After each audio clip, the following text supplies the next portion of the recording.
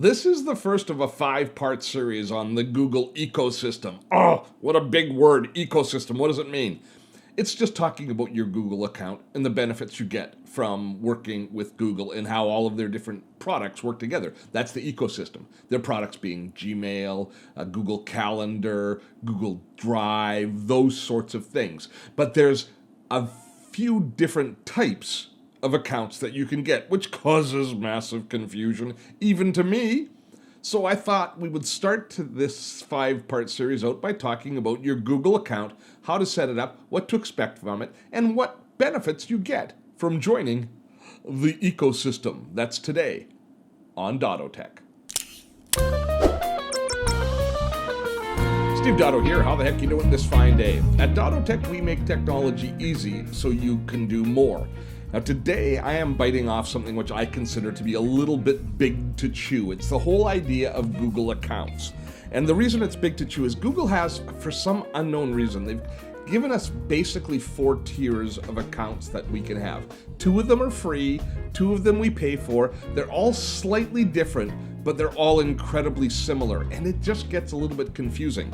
So my goal today is for you to understand the basic of how the different 4 type of accounts work, and also how to set up your free basic account and understand what the benefits are of that, to set the stage for the rest of this series when we're going to look at using Gmail and using Google Calendar, the basics, using Google Photos, how all of the different tools integrate with each other and fit together. Thereby, we will all have a wonderful image and a wonderful picture of how the Google ecosystem works.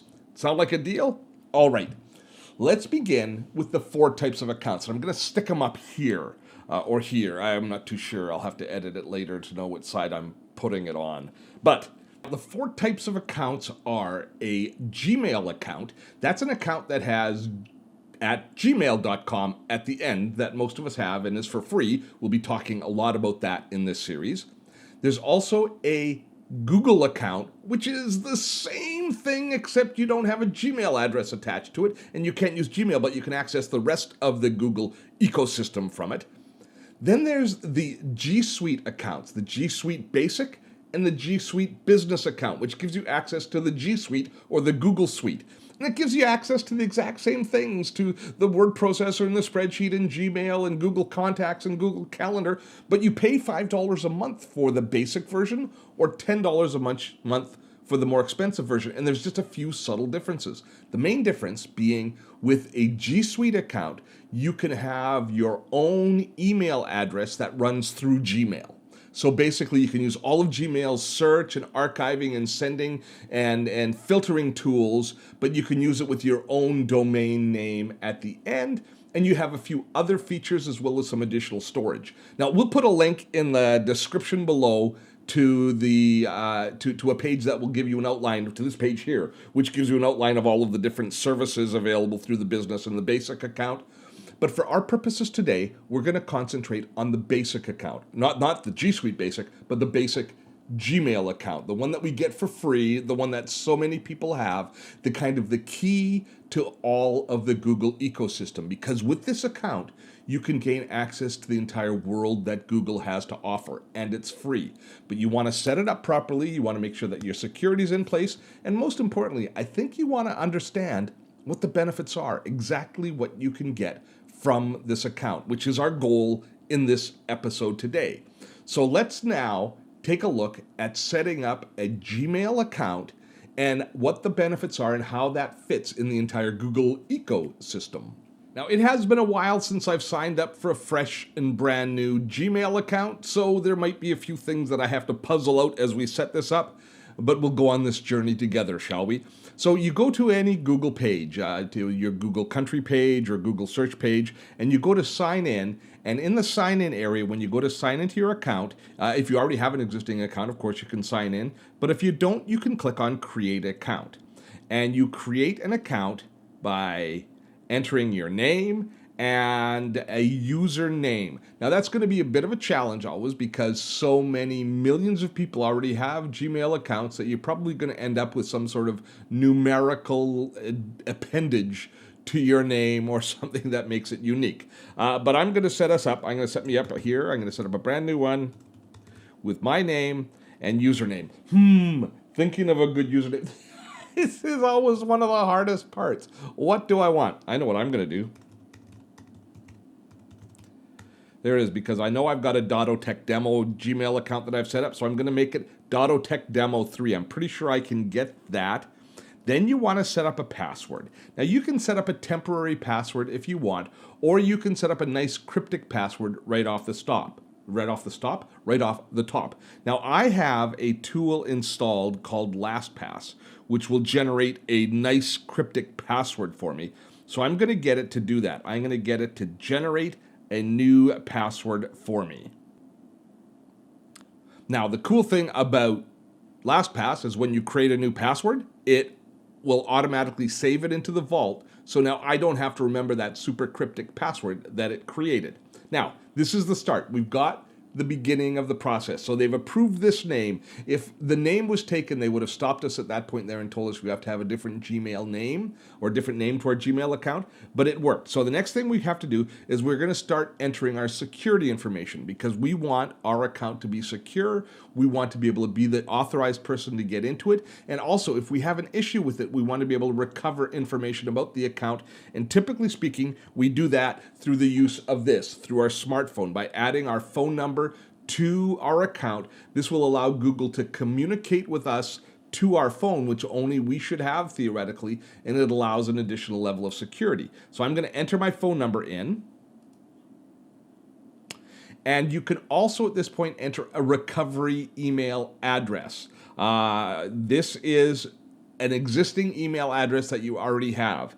If you don't have an email address, I think you can still sign up. Oh yeah, it says it's optional, but it's always a good idea to have a backup email address that it sends things to if you have any security issues. Now we're going to put in our birthday, and they never say happy birthday to me. They forget my birthday every year. Dust. Not my best friend. And my gender. Rather not say your custom. Oh, they've added custom. That's nice. I don't mind being identified as male. And then why we ask for this information? Oh, they give us Google, very sensitive, of course, to privacy and security.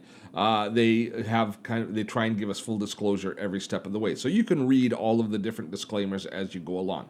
Now, next thing in the process is they want to make sure the phone number is mine, that I indeed am the person with this phone. So they are going to send a text to my phone here, which we will see buzz in just a moment. There it is, right there. It's already there. And my Google verification code, see, is right there, and it is 605602. And don't worry about saying this because it's only a one-time code. There we go. Get more from our number. Now it's going to start to talk to us a little bit how it manages our security. If you like, you can add your phone number to your account and to use across Google services. So it's only used this now for this verification. It hasn't actually saved our phone number. If I want to use the phone to receive video calls and messages, or to make Google services, including ads, more relevant to me, I can choose to use our phone. And here's more options. Don't add my number, add my account for account security only.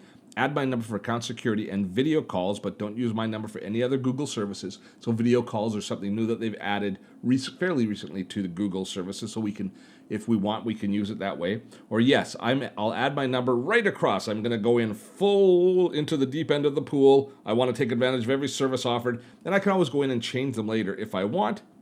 See, it says you can always change your number, control how it's used, or remove it from your Google account. I'm going to say okay to everything. I'm in for penny, in for pound, as they say. Okay. Now we have to accept our terms of service. And here are all of the different terms which we can look our way through. I'm not going to spend all of the time on that today, but you should definitely read through your terms of service and make sure you're comfortable. And if you're not comfortable with it, Google it and see exactly and to understand the subtleties of what's happening. All right. Once we've done that, we've set up the basic service. It looks like we're actually in. And it's brought me now back to the home page, to the main Google search page. So if I click here on Gmail right now, it should, if I'm not mistaken, take me in to my main Google interface. My Gmail interface, it's loading. This is the first time that this account has been opened as a Gmail account. And There it is. Welcome, Steve, to Gmail. And this is the startup screen for a Virgin account. Never been used.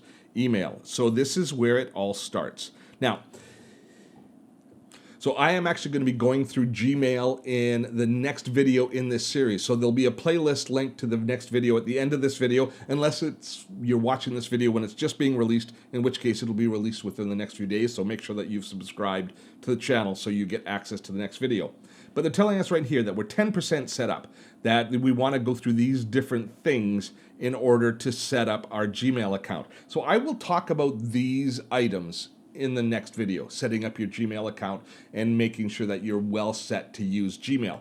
But as I promised, I said I want to show you the basic setup today, talk to you a little bit about security, and also about how the different Google system, all the different pieces of the puzzle fit together. And that's what I'm going to show you right now. So we'll get to the rest of the email in the next video.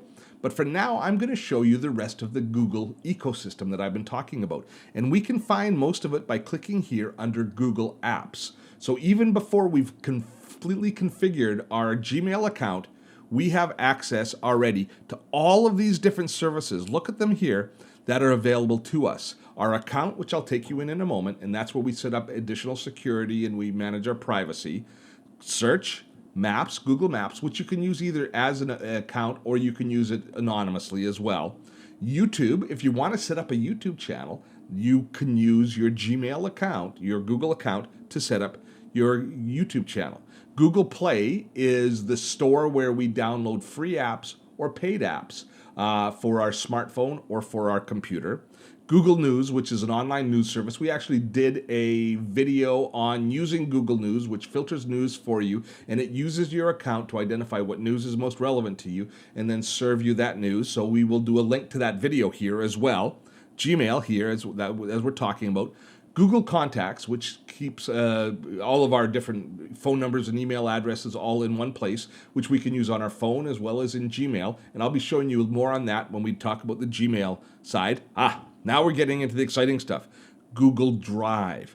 I'm going to click on that right now because Google Drive is all of the different extra Office tools that are built into Google. Now, along with our Gmail account, we get 15 gigabytes of storage available to us, which can be used for Gmail. It can be used for, we can save files. We can use it for just storing files, but we can also use it for managing all of our different documents that we have, and we can create those documents in Google Drive. So you see here, as I'm setting it up, it tells me right away, you get 15 gigabytes free for photos, documents, and more. So this Google Drive, we will be doing, that'll be, I guess the third video in this series will be on Google Drive, on how we use it. But it does two things for us. Google Drive allows us to store files, but it also allows us to compose different pieces of content. It allows us to, let me just finish off this thing here, and let's get started. Here we go. It also allows us to do things like creating, under Google Docs, creating word processing documents, spreadsheets, presentations and slideshows. Now we have videos on all of these topics, but we'll be talking about basically how we use these services in the rest of this series. This is a huge benefit that's attached to your Google account or to your Gmail account. I use Google Docs for all of my word processing. For years and years, I used Microsoft Word and Microsoft Excel. Now I use Google Docs and Google Sheets for the most part for all of my spreadsheets and all of my writing. It's that good a service, and it's all available to us for free. Plus, there are even more services. We also have forums and drawings and all sorts of additional apps that we can have access to, plus we can load more in. So that's a big part of that Google ecosystem that I was talking about, is access to storage and documents all through Google Drive. But there's more. Oh yes, there is so much more. There's also Google Calendar, which we can use for all of our organization. And the beauty of a cloud-based calendar means that the same Google Calendar lives on our phone as lives on our desktop. So as we're organizing and structuring our lives and all of our appointments, we have an online calendar which works in all aspects. Now, one of the challenges with online calendars is often we have access to a calendar through our phone. So if we're using, say, an iPhone, we have access to Apple's calendar on the phone. But then when we go onto our computer, if we're not using an Apple computer, if we haven't got it configured properly, the computer doesn't always jive with the phone. That's why I like to use Google Calendar across all of my platforms, because I know it's the one calendar that I can gain access to on every device that I have. And it's included for free as a part of the Google account. So that's another benefit of your account. We'll skip by Google Plus because that was their social networking fiasco. We also have access to storing all of our photos online. Any photos you take on your camera or with your phone can be synced to Google Photos. And again, it's a benefit of the system. And Google Photos in itself is, I think, one of the best benefits of using the whole Google system. So Google Photos is attached. And then below, we see there are even other tools, and we can add more apps as we go along. Things like what do you got here? Google Books, where you can manage all of your books. Google Keep, which is a simple notebook tool, which compares it's not as robust as a tool like Evernote, but it's very flexible and very simple for us to use. And all of these other tools available, plus we can add more. That gives you an idea of the breadth of tools that are available to us just by creating that Gmail account or that Google account. And all of this is free. Well, if it's free, Steve, okay, then let's talk a little bit about our security and privacy. So you go into the account setting, and this is a place that when you first set up your account, you should spend some time looking at and going through. So here we've got managing our sign-in and security and our personal information and privacy, and then all of our account preferences. Now we'll be diving into this a little bit more throughout this series, and we've got other videos that we will link to as well for things like doing two-factor authentication, which we can set up for as far as our sign-in and security, and also talking about how Google deals with our privacy and personal information. But this dashboard that they have here under your account is a really important area to get familiar with, because here you can choose how to, we'll start with sign in. Here you can choose how to sign in to your Google account. And two-factor authentication is what I recommend you set up, because that basically uses your smartphone so that nobody can hack into your account, or it's incredibly difficult for somebody to hack into your account. You have an extra level of security and privacy set up there.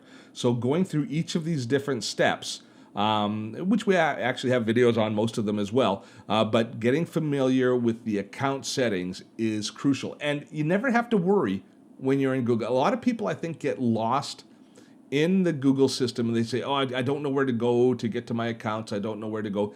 This little series of 9 dots here under the Google apps that's available whenever you're in any Google property is your key. Right in here, you've got access to this account settings at all times. You also have access here to your Gmail to jump quickly back to your Gmail.